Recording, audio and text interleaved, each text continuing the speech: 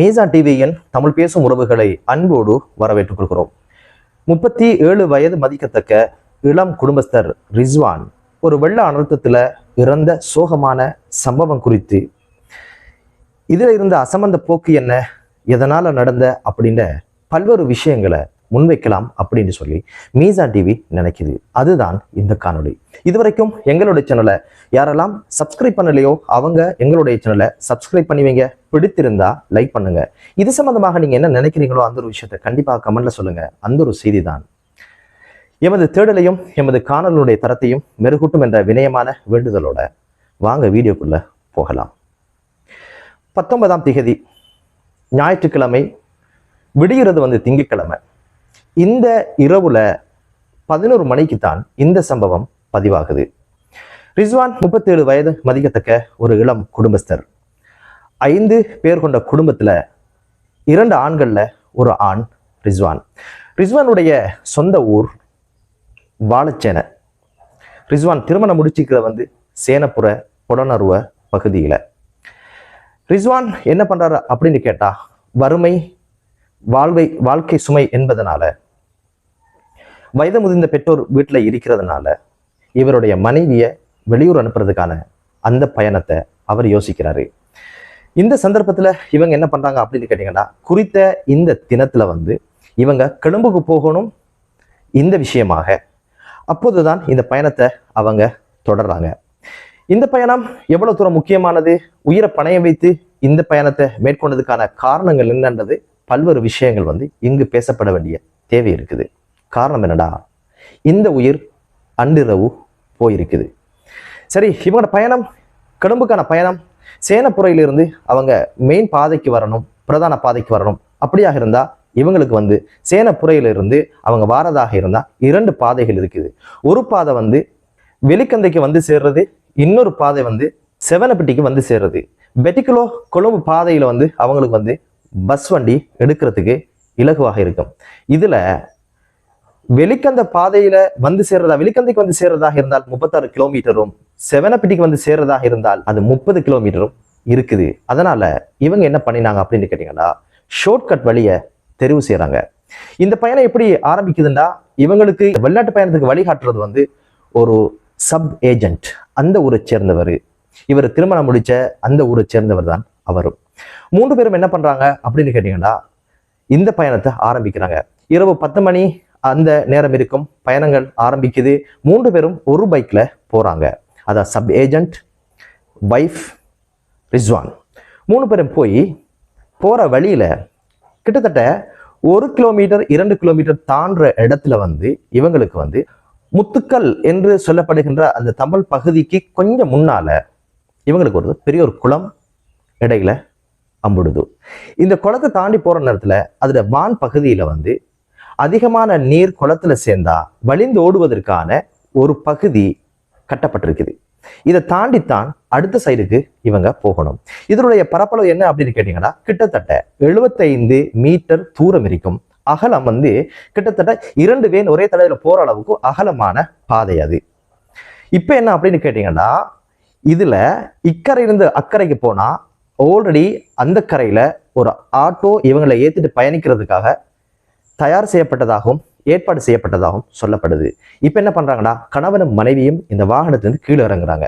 இப்ப இந்த sub agent என்ன பண்றாருன்னா, டோர்ச் அடிச்சு சொல்றாரு, நீங்க மெதுவாக இங்கிருந்து அக்கறைக்கு போங்க, அங்க திருவில் வரும், நீங்க பயணிக்கலாம் அப்படின்னு சொல்லி இவங்க என்ன செய்யறாங்கன்னா, மனைவியை பிடிச்சு கொண்டு அப்படியே நடக்க ஆரம்பிக்கிறாங்க.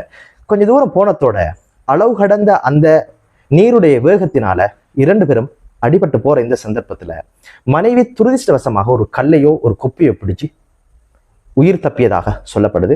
அந்த பெண்ணை இவர் போனவர் காப்பாற்றியதாக சொல்லப்படுது. ஆனால் பரிதாபம், அந்த ரிஸ்வான் என்ற குடும்பஸ்தர் மாயமாக போயாச்சு, அல்லுண்டு போயாச்சு. உடனடியாக ஊருக்குள்ள தகவல் சொல்லி உடம்பை தேடுகின்ற பணி, ஜனாசாவை தேடுகின்ற பணி அங்க நடக்குது. அந்த காணொலியை பார்த்தா தெரியுது, காலையில 8 மணி அளவுல ஜனாசா கண்டெடுக்கிற அந்த சந்தர்ப்பத்துல எவ்வளவு பரப்புல எவ்வளவு வேகமா அந்த தண்ணி போச்சு அப்படின்ற ஒரு விஷயம். அதே சமயத்துல இரவு 11 மணி அந்த 10 மணி அளவுல அந்த நீர் எவ்வளவு தூரம் வேகமாக போயிருக்கும் என்பதை நம்ம ஒப்பிட்ட அளவுல பார்க்க முடியுது. இறுதியாக குடும்பங்கள் எல்லாம் சேர்ந்து ஜனாசாவை தேடுகின்ற பணியை ஆரம்பிச்சாங்க. இவருடைய சகோதரியை முடிச்சிருக்கிற ஒரு அவருடைய மச்சினன் அவருடைய காலுக்கு ஏதோ ஒன்று தட்டுப்படுது அப்படின்னு சொல்லி அவரை சுழியோடி பார்த்ததுல ஜனாசாவுடைய முதுகுதான் அவரை காலுக்கு தட்டுப்பட்டு இருக்குது. உடனடியாக அங்கிருக்கிற கொப்புகள் அங்கிருக்கின்ற சருகுகள் எல்லாம் தள்ளி விட்டு குழியோடி போய் பார்த்ததுல ரிஸ்வானுடைய ஜனாசா கிடைச்சதாக சொல்லப்படுது. அதை தூக்கி கொண்டு அவங்க ஒரு தோணியில ஏற்றிக்கொண்டு அப்படியே கரைக்கு வரதை பார்க்க முடியுது. இதுதான் அன்றைய தினம் நடந்த ஒரு சம்பவம். 37 வயது மதிக்கத்தக்க ஒரு குழந்தையினுடைய தந்தை ரிஸ்வான் இன்று உயிரோடு இல்லை. சரி, இப்ப இந்த ஒரு விஷயம் என்னென்ன விஷயங்களை நம்மளோட சமூகத்துல அடையாளப்படுத்தணும் அப்படின்ற ஒரு விஷயத்த மீசான் டிவி பின்னோக்கி பார்க்குது. அதுல முதல் விஷயம் என்ன அப்படின்னு கேட்டீங்கன்னா, இந்த பிரதேசத்துல இப்படியான மழை அதிகமாக பெய்யறதுனால இந்த பகுதி எப்போதும் ஒரு பாதுகாப்பற்றதாக இருக்கிறதாக சொல்லப்படுது. அங்குள்ள அனைவருக்கும் தெரியும், ஒரு இரவு மழை பெஞ்சா கண்டிப்பாக அன்று பகல் முழுக்க தண்ணி வடிஞ்சா மட்டும்தான் அது அந்த வெள்ளம் குறையும். அதுக்கு பிறகு பயணங்களை மேற்கொள்றது அவங்களுடைய வழக்காரா போனது. சிறு குழந்தைக்கும் அந்த ஒரு விஷயம் தெரியும். இங்க இருக்கிற கேள்வி என்ன அப்படின்னு கேட்டீங்கன்னா, இந்த சப் ஏஜென்ட் ஏன் இந்த ஒரு விஷயத்துல ஏன் அலட்சியமாக இருந்தார் என்ற கேள்வி இருக்குது. அடுத்த ஒரு விஷயம் இவர் ஊருக்கு புதுசி என்பதனால இவருக்கு அதை பத்தி எந்த புரிதலும் இல்லைன்னு சொல்லப்படுது. ரெண்டாவது விஷயம் இவருக்கு ஆல்ரெடி நீச்சல் தெரியாத ஒரு மனிதர் அப்படின்னு சொல்லப்படுது. ஜனாசாவே ஷூவோட தான் எடுத்திருந்தாங்க. அப்ப இந்த தண்ணியில நகர்ந்து போறதுக்கு கூட ஷூவை கழட்டிட்டு போகணும் என்ற எந்த புரிதலும் இல்லாத ஒரு அப்பாவி மனிதராக ரிஸ்வான் இருந்திருக்கிறார் என்பதும் தெரிய வருது. அடுத்த ஒரு விஷயம் தான் ரிஸ்வான் ஆல்ரெடி தாத்தரை சொல்லியிருந்தாரு, நான் கொழும்புக்கு நாளைக்கு போறேன் அப்படின்னு சொல்லி. அப்ப அவ சொல்லியிருக்கிறா, இவ்வளவு அவசரமா போக தேவையில்லை, அந்த இடத்துல பயங்கரமா தண்ணி போகும், யாரும் போறதில்லை, நீங்க இந்த டைம்ல போறது பொருத்தம் இல்லை அப்படின்ற ஒரு விஷயத்தையும் சொல்லி இருந்தா. ஆனா ரிஸ்வான் கட்டாயம் போகணும்னு சொல்றாங்க, அதனால போறோம் அப்படின்னு சொல்லி தாத்தாட்ட சொன்னதாகவும் ஒரு தகவல் சொல்லப்படுது. அப்ப அந்த பிரதேசத்துல தாத்தா திருமணம் முடிச்சு வந்தவங்க அவங்களுக்கே இந்த ஊருடைய கண்டிஷன் தெரியறதாக இருந்தால் ஏன் இந்த சப் ஏஜென்ட்டுக்கு இந்த ஒரு விஷயம் தெரியல என்பது நமக்கு இருக்கிற மிகப்பெரிய ஒரு விமர்சனம். இது ஒரு அலட்சியம் என்றுதான் சொல்ல நினைக்குது. அடுத்த ஒரு விஷயம் இந்த ஒரு விஷயத்தை இவர் செய்யறதாக இருந்தால் என்ன பண்ணிருக்கணும் அப்படின்னு கேட்டீங்கன்னா, இதுக்கு ஒரு மாற்று வழி இருக்குது. ஒரு 6 கிலோமீட்டர்ஸ் கூடுதலான ஒரு தூரம் இருக்குது. இதுல என்ன பிரச்சனை, ஒரு வாகனத்தை புக் பண்ணியாச்சு, ஒரு ஆட்டோ ரெடி பண்ணியாச்சு, பத்திரமா அந்த இடத்துல கொண்டு சேர்த்திருக்கலாம். இந்த ஒரு விஷயம் ஏன் நடக்கல, எதனால இந்த விஷயம் நடந்துட்ட மிகப்பெரிய ஒரு கேள்வி நமக்குள்ள இருக்குது. அடுத்த ஒரு விஷயம் தான் இப்படி நாடே மிகப்பெரிய வெள்ளத்துல இருக்கிற நேரத்துல ஆல்ரெடி நமக்கான பாதையில மிகப்பெரிய ஒரு வெள்ள அனர்த்தம் இருக்குன்னு தெரிஞ்சு கொண்டு இந்த ஒரு விஷயத்தை ஏன் கட்டாயம் என்ற ஒரு நிலைக்கு கொண்டு போனாங்க அப்படின்ற ஒரு கேள்வி நமக்குள்ள இருக்கும் இல்லையா? அதுதான் இந்த சப் ஏஜென்ட்மாருடைய மிகப்பெரிய அரசியல் என்று மீசான் டிவி பார்க்குது. காரணம் என்று கேட்டீங்கன்னா, இவங்க போன பயணம் எதுக்கு அப்படின்னா வெறுமனே ஃபிங்கருக்காக தான் போயிருக்கிறாங்க.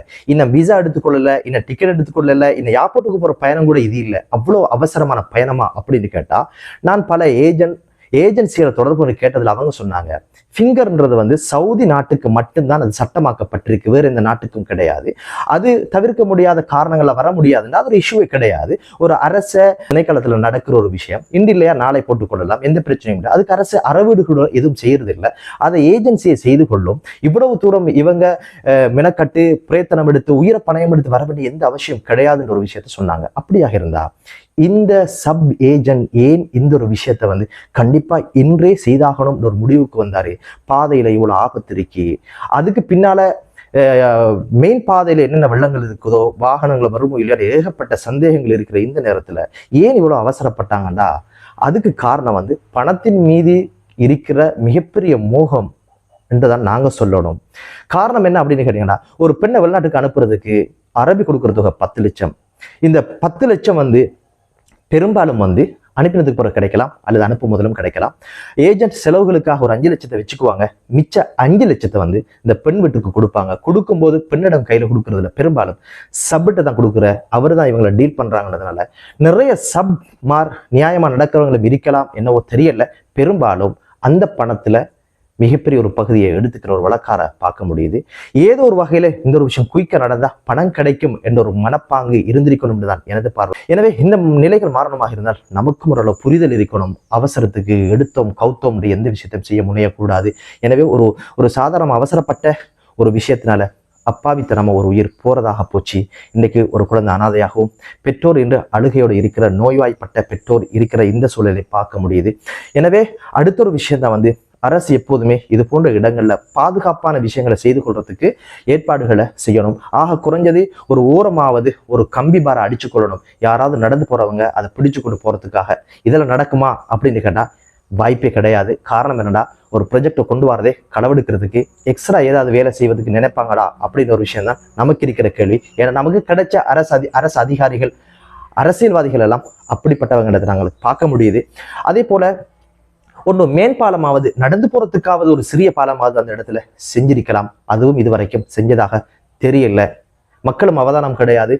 அரசு மக்களுக்கு தேவையான செய்யறது கிடையாது. கடந்த இந்த வருஷத்துல நாங்கள் பார்த்துருக்கோம், நிறைய பேர் இந்த வெள்ளத்தால இறந்ததை பார்க்க முடியுது. இப்படி எத்தனை சம்பவங்கள் நடந்தாலும் நாங்கள் இதிலிருந்து கற்றுக்கொள்வதாகவும் இல்லை. இவைகளை தவிர்த்து கொள்ள வாய்ப்புகள் இருந்தும் அவைகளை நாம் செய்து கொள்வதாகவும் இல்லை. ஆல்ரெடி ஒரு 8 பேர் ஒரு வெள்ள அனர்த்தத்துல இறந்த சம்பவம் நமக்கு தெரியும்.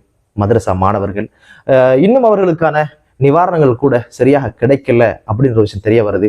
அவங்களுக்கு 12ஆம் மாதம் 21ஆம் தேதி ஒரு கடிதம் வந்தது. உங்களுக்கான மரண இழப்பீட்டு தொகை 2.5 லட்சம் ஒதுக்கப்பட்டிருக்கிறது. எதிர்காலத்தில் இவைகளை அதிகப்படுத்துவதற்கான செயல்முறைகள் செய்யப்படுகிறது என்ற ஒரு தகவல் மட்டும்தான் சொல்லப்பட்டிருந்தது. பாராளுமன்றத்திலே 10 லட்சம் கொடுப்பதாக சொல்லப்பட்டது. அது இன்னும் அவர்களுக்கு கிடைக்கல என்று சொல்லப்படுது.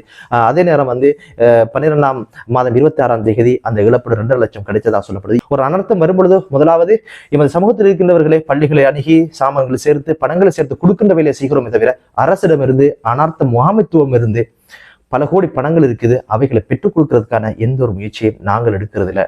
எனவே இந்த ஜனாசா விஷயத்திலும் ஒரு நட்டஈடு பெறுவதற்கான வாய்ப்பு இருக்குது. 2.5 லட்சம் நீங்க அந்த பிரதேச செயலகத்தை அணுகி அல்லது அதனூடாக அனர்த்த முகாமைத்துவம் அதை அணுகி நீங்க அந்த பணங்களை பெற்றுக்கொள்ளலாம். அடுத்த ஒரு விஷயம் தான், உங்களோட ஜனாசாக்கு கிடைக்கின்ற கூலிகளையும் நீங்கள் சிந்தித்து பார்க்க வேண்டும். அதாவது மறுமையிலே சுஹதாக்கள் பட்டியலே சேர்க்கப்படுகின்றவர்கள் நீரிலே மூழ்கி இறப்பவர்கள் என்று ரசூலுல்லாஹி ஸல்லல்லாஹு அலைஹி வஸல்லம் அவருடைய கூற்றுக்கிணங்க அந்த ஒரு வெகுமதியும் அந்த அந்தஸ்தும் மறுமையில் கிடைக்கணும். அவருடைய மறுமை வாழ்க்கை சிறக்க இறைவனை பிரார்த்திப்போம். இதற்கு பிறகு அலட்சியமான முறையிலே இது போன்ற நடவடிக்கைகளில் யாரும் எடுக்கக்கூடாது. புரிதலோடும் அது சார்ந்த அறிவோடும் நாம் நடந்து கொள்வோமாக. அது நமக்கும் பாதுகாப்பானது, நம்மை சூழ இருக்கின்றவர்களுக்கும் பாதுகாப்பானதாக இருக்கும் என்று கூறி மற்றொரு காணொளியிலே உங்கள் அனைவரையும் சந்திக்கும் வரை நன்றி.